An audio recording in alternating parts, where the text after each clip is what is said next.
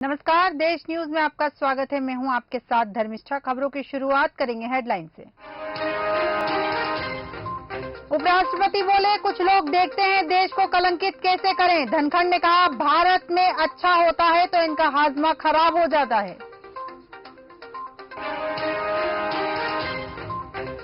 राजस्थान सरकार से फ्री मिला मोबाइल फटा। इंदिरा गांधी स्मार्टफोन योजना में 24 दिन पहले लिया था। अलमारी में रखे हजारों रुपए, कपड़े और डॉक्यूमेंट जले।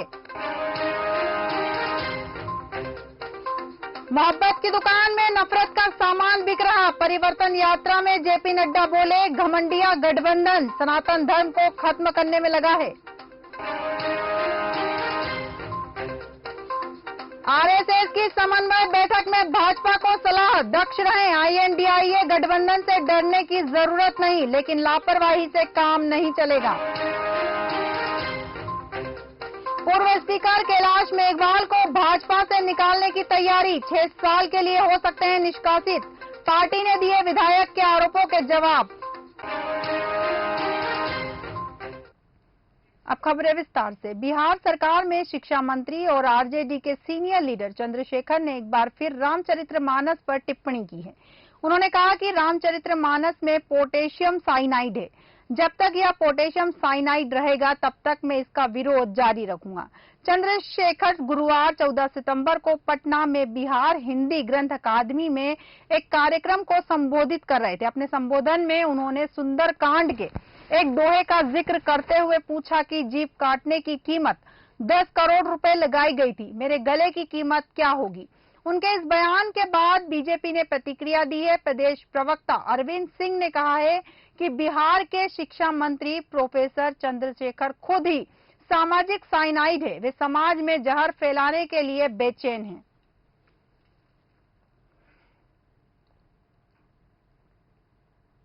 भोपाल के अवधपुरी में एक कुएं में गाय के गिर जाने की सूचना पर नगर निगम कर्मी अनिल मालवीय रेस्क्यू करने कुएं में उतरा, लेकिन बिना सुरक्षा उपकरण के निगम कर्मी घायल हो गया। हालांकि मौके पर मौजूद लोगों ने उसको कुएं से निकाला और अस्पताल पहुंचाया। इस विषय पर विस्तृत चर्चा के लिए हमारे साथ हमारे संवाददाता विनोद तिवारी जी जुड़ चुके हैं।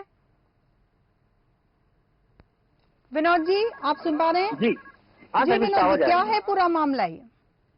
देखिए धर्मिष्ठा की नगर निगम भोपाल लगातार लापरवाही कर रहा है, उसका परिणाम आज सामने आ गया है। जी। आप देखेंगे बिना सुरक्षा के ये साफ सफाई अभियान चला रहे हैं और आज अवधपुरी में कुएं में गाय गिर गई थी, उसको निकालने के लिए नगर निगम कर्मी गया था, लेकिन बिना सुरक्षा उपकरण के गया था। जब मालूम है कि गाय का रेस्क्यू करना है तो इनको उसको सुरक्षा उपकरण के साथ तालाब कुएं में उतारना था। कुआं कच्चा था, वो धसक गया, उससे अनिल मालवीय नाम का जो नगर निगम कर्मी था वो दब गया।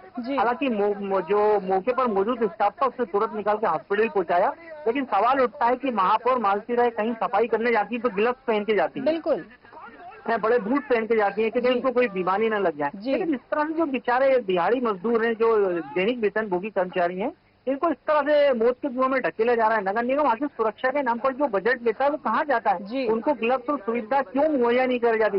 इतने बड़े कुएं में उसको आपने बिना सुरक्षा उपकरण से उतार दिया और हादसा हो गया। तो कहीं ना कहीं नगर निगम की बड़ी लापरवाही है और जो जिम्मेदार अधिकारी है उन पर बड़ी कार्रवाई होना चाहिए। धर्मिष्ठा जी, अभी हाल क्या है तबीयत मगर जैसे उसकी जो घायल हुए हैं उनकी हालत क्या है? देखिए अनिल नाम का जो व्यक्ति था इसकी हालत ठीक है, इसको पास के नजदीक हॉस्पिटल में भर्ती किया, लेकिन भर्ती करने में भी नगर निगम के अधिकारी बराबर लापरवाही बरत रहे थे। लेकिन उसके बाद लोगों ने जब चिल्ला चोट करी, थोड़ा आक्रोश दिखाया तो उसको ले जाकर पास के हॉस्पिटल में उसको भर्ती कर दिया गया। लेकिन यही नहीं, उसके बाद सामने इसके खुशबू पार्क के सामने एक बड़ा पेड़ गिर गया है।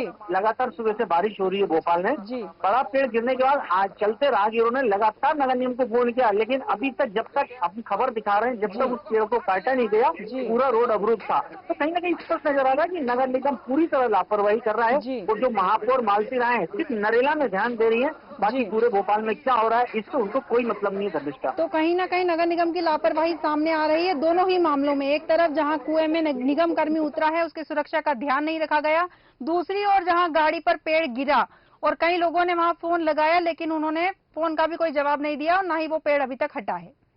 निश्चित ही धर्मस्थली में आपको तो नगर निगम की घोर लापरवाही है। अधिकारी बिल्कुल ध्यान नहीं देते। नगर निगम के अधिकारी ये सोचते हैं हमारी जेब में पैसा कैसे आएगा, जी कैसे जनता को चूना लगाया जाए। जनता से कर के नाम पे पैसा ले रहे हैं, हर चीज के नाम पे पैसा ले रहे हैं, लेकिन सुविधा के नाम पर कुछ नहीं है। एक दैनिक वेतन कर्मचारी जिसको 7 से 8 हजार रुपए मिलते हैं, उसको बिना सुरक्षा उपकरण के कुएं में उतार दिया। बिल्कुल। आकर क्या महापौर को मालूम नहीं था? क्या जिम्मेदार अधिकारी को नहीं था? क्या वार्ड प्रभारी को नहीं मालूम? क्या पार्षद को नहीं मालूम?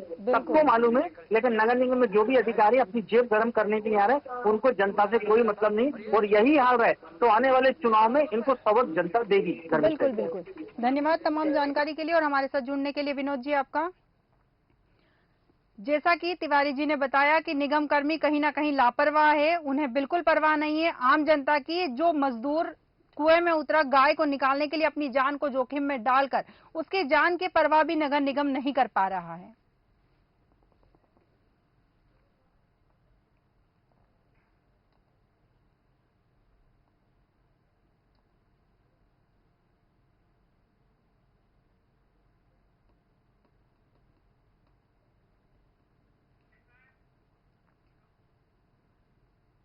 नरसिंहपुर में लगातार हो रही बारिश से अब जनजीवन अस्त व्यस्त हो गया है। करेली तहसील के पास अमेठा गांव के ग्रामीणों के घरों के उड़े छप्पर, ग्रामीणों के घरों में पानी घुस गया है, जिससे ग्रामीणों को भारी नुकसान हुआ है। प्रशासन का अमला मौके पर पहुंचा है। तहसीलदार ने नुकसान का सर्वे के दिशा निर्देश दिए हैं। बरगी डैम के गेट खोले जाने के चलते नर्मदा नदी तूफान पर आ चुकी है। प्रशासन ने नर्मदा नदी के निचले इलाकों में रहने वालों को अलर्ट किया है।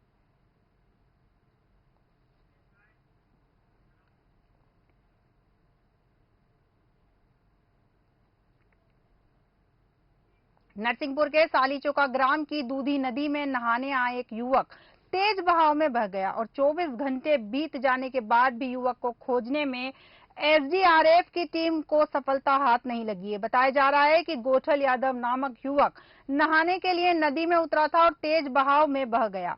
एसडीआरएफ की 7 सदस्य टीम लगातार रेस्क्यू करने में जुटी हुई है। नदी में तेज बाढ़ का पानी होने के चलते रेस्क्यू में भी काफी दिक्कतें आ रही है। एसडीआर की टीम लीडर के मुताबिक जैसे ही नदी का जल स्तर कम होगा फिर रेस्क्यू काम को अंजाम दिया जाएगा। सर, यहाँ पर सुबह मॉर्निंग में हमें सूचना मिली थी कि कोई व्यक्ति डूब गया है, तो कंट्रोल रूम द्वारा सूचना दी गई थी हमारे वरिष्ठ अधिकारियों को, सीनियर अधिकारियों के, उनके द्वारा हमें यहाँ पे 8 लोगों की टीम को भेजा गया है। हमने जो एग्जिट लोकेशन बताई गई थी हमें गांव वालों द्वारा और थाना चौकी के द्वारा, साथ में मई बल के, वो एग्जिट लोकेशन पे हमारी ऑपरेशन के ऑपरेट करने के उपकरण वहाँ से नहीं पहुँच सकते थे, इसलिए हमने 200 मीटर तकरीबन हम नीचे आ चुके हैं नदी के नीचे, और वहाँ से हमने इस ऑपरेशन को प्रारंभ किया था। तो हम लगभग गए थे, हम 150-200 किलोमीटर एग्जिट लोकेशन के करीब ही पहुंचे थे कि पानी का स्तर इतना तेज है कि हम उसको बोट को वहाँ पे ऑपरेट नहीं कर पा रहे, और लोकेशन का पूर्ण तरीके से पता नहीं चल पा रहा था, और लगातार पानी का जल स्तर बढ़ रहा है। इस कारण हमने 2 प्रयास किए हैं। उसके बाद हम अभी यहाँ किनारे पे खड़े हैं इसी नदी पर, और पानी का हमारा प्रयास यही है कि अगर जल स्तर कम होता है तो हम दोबारा उस ऑपरेशन को ऑपरेट करेंगे, और जो भी यहाँ पे जो घटना हुई है उस घटना का सर्च करेंगे। यहाँ पे सर कल ये लोग नहा रहे थे। कौन नहा रहा था? गोठल यादव। तो अचानक एक बार तो ऊपर आ गए और अचानक उनका फिर पैर फिसल जाने से वो डूब गए हैं। तो अभी वापस रिटर्न दोबारा आए नहीं है। कब की घटना है? कल शाम की 5-5:30 बजे। क्या उम्र थी लगभग उनकी? उनकी 45 वर्ष उम्र थी। किस लिए आए थे यहाँ पर? नहाने के लिए।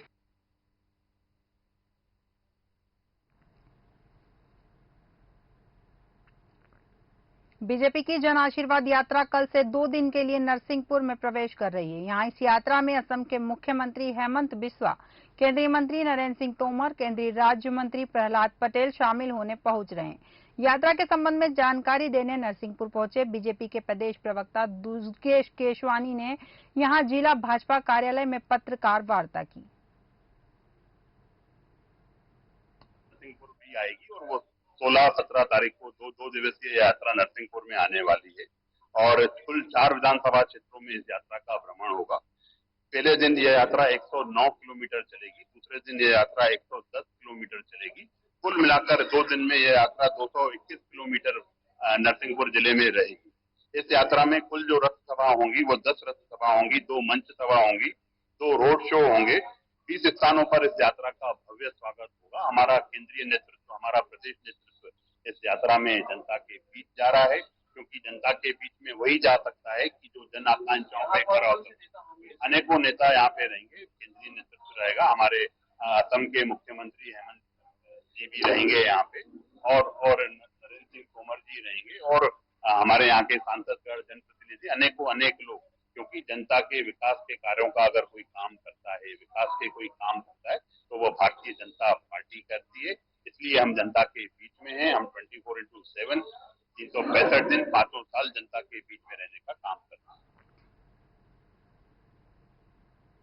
पटना में 400 रुपए के विवाद में दो पक्षों में मारपीट हुई। उसके बाद दोनों पक्षों से करीब 50 राउंड फायरिंग हुई। गोलीबारी में 3 लोगों की मौत हो गई, जबकि एक युवक घायल है। घटना की सूचना मिलते ही 7 थाने की पुलिस मौके पर पहुंची। पटना एसएसपी राजीव मिश्रा ने कहा है कि अब तक 12 लोगों की गिरफ्तारी की गई है। एक राइफल और एक शॉटगन और 12 खोखा बरामद किए गए हैं। तीनों मृतकों के शव को पोस्टमार्टम कराकर शव उनके परिजनों को सौंप दिया गया है।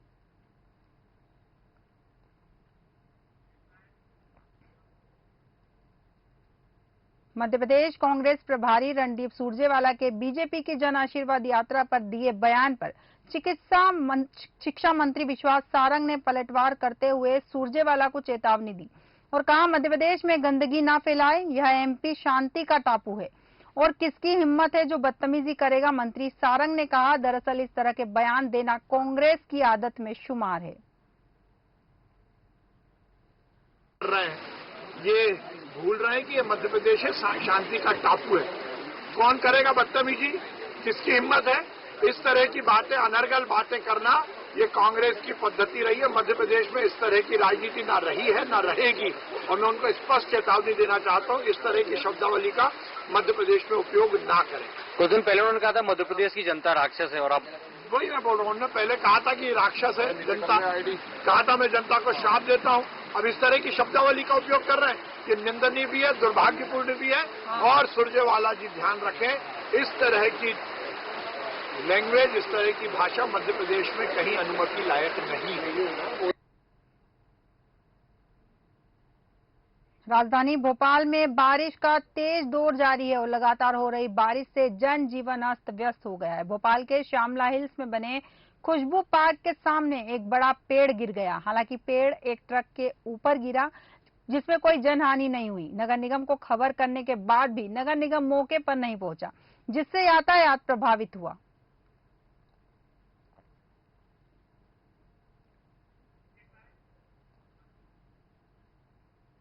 पेट्रोलियम डीलर्स एसोसिएशन ने हड़ताल 10 दिन के लिए स्थगित कर दी है। पेट्रोलियम डीलर्स की मांगों पर सरकार कमेटी बनाएगी जो 10 दिन में रिपोर्ट देगी। इससे पहले शुक्रवार सुबह से जयपुर में कुल 550 पंप बंद पड़े हैं, वहीं 7 पंप खुले हैं। इस दौरान लोग परेशान होते हुए खुले हुए पेट्रोल पंप पहुंचे। लोगों ने बताया, रास्ते में गाड़ी बंद हो गई तो पेट्रोल के लिए डब्बा लेकर घूम रहा हूं, कहीं पेट्रोल नहीं मिल रहा।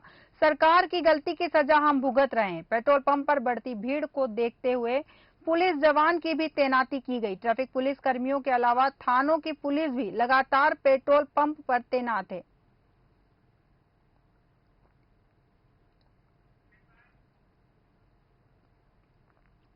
जयपुर में शुक्रवार को जल महल पर वायुसेना के नौहाक विमानों ने हैरतअंगेज करतब दिखाए। इस दौरान सूर्य किरण के एयर शो को देखने के लिए आमेर रोड पर भीड़ लग गई। करीब 1 घंटे तक सूर्य किरण एरोबेटिक टीम ने एयर शो किया। इसमें 3 पायलट जयपुर के रहे। सभी विमानों ने जयपुर एयरपोर्ट से उड़ान भरी।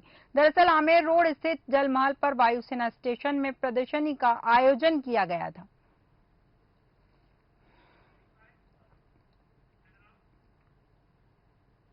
खबर भोपाल से है, जहां हर वर्ष की तरह इस वर्ष भी विश्वकर्मा महोत्सव 15 सितंबर को मनाया जाएगा। इस आयोजन के बारे में विश्वकर्मा समाज समिति के प्रदेश अध्यक्ष विनोद विश्वकर्मा ने बताया कि इस बार भी भव्य आयोजन होगा, जिसमें सीएम शिवराज सिंह चौहान को भी आमंत्रित किया है। साथ ही उन्होंने कहा कि इस बार हमारी यही मांग है कि विश्वकर्मा समाज कल्याण बोर्ड का गठन हो। 17 सितंबर को भगवान विश्वकर्मा पूजन महोत्सव बड़े धूमधाम से इमामी गेट अग्रसेन चौराहा स्थित विश्वकर्मा मंदिर में हम आयोजित करने जा रहे हैं। और इस आयोजन में हमने प्रदेश के यशस्वी मुख्यमंत्री माननीय श्री शिवराज सिंह जी चौहान, श्री कमलनाथ जी और प्रदेश के मंत्री श्री विश्वास सारंग जी, महापौर, हमारे 2 पार्षद, समाज के 2 पार्षद हैं, उनको भी हमने आमंत्रित किया है। और हमारे जो धर्मगुरु है समाज के, भगवान चैतन्य बापू और श्री तरुण मुरारी बापू, आप भी मंच की शोभा में रहेंगे।